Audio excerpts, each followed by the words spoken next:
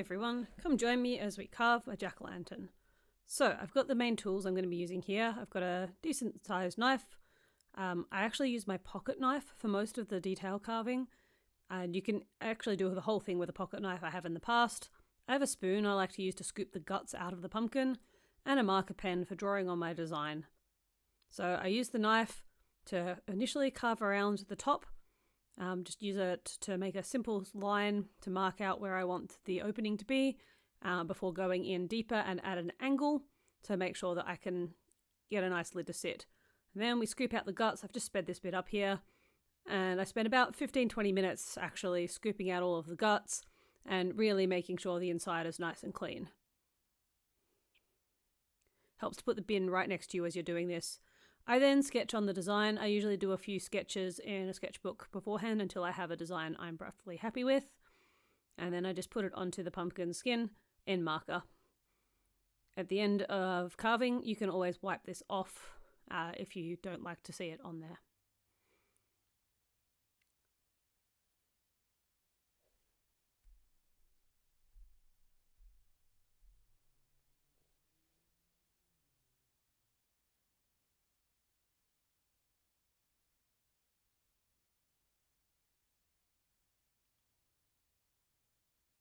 So hopefully you've all recognised that this year's pumpkin theme, or jack-o'-lantern theme, is a Mega Gengar. I've done a number of Pokemon jack-o'-lanterns in the past.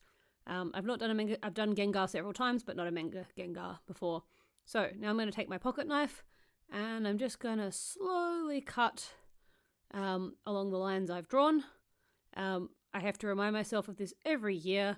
You can always cut more.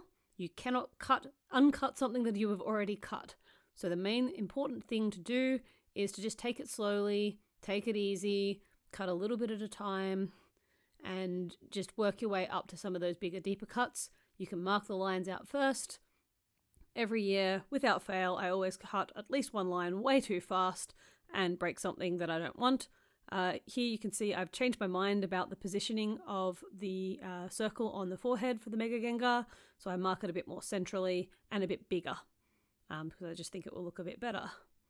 So I've sped this bit up to have a look at the actual carving that I do here. You can see I'm just going around the eyes to begin with. I try not to take big full pieces out first. I like to cut a lot of the lines in first while there's all of the pumpkin still there to sort of hold the weight. And I try to be very careful with doing some of the smaller, thinner, less big chunk line work first. You can see I'm starting to take actual chunks out now. Of this sort of spiky line across the top of the head. I find as well these really thin, like almost only not even really fully cut through lines can work really, really good for just giving a little outline without completely killing the structural stability of your pumpkin. So I've sped this bit up about several times. I think this is about 4 times speed up, just to show the rest of the carving. Enjoy!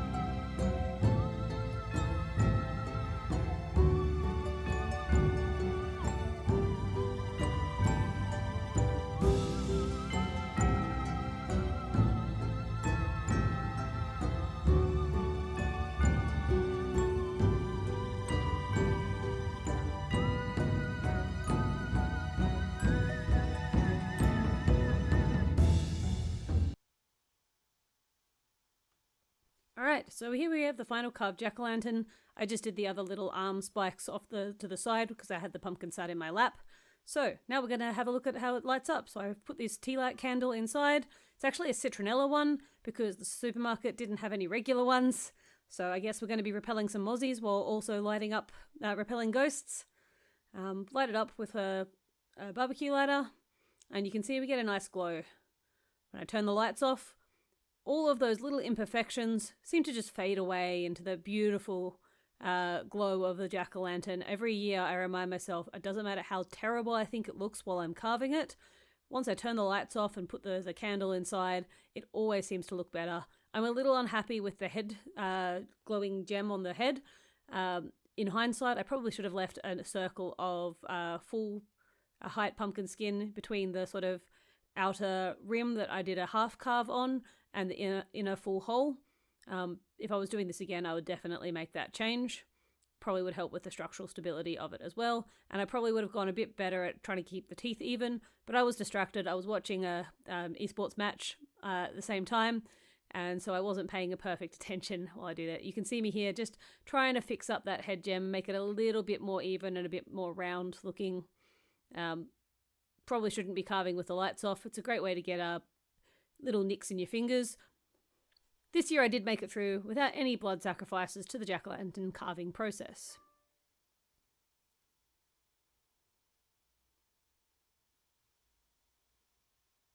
So, here's our Mega Gengar, all carved up and ready to guard my door for Halloween. Hope you enjoyed the video, and hopefully I'll make this a more regular thing.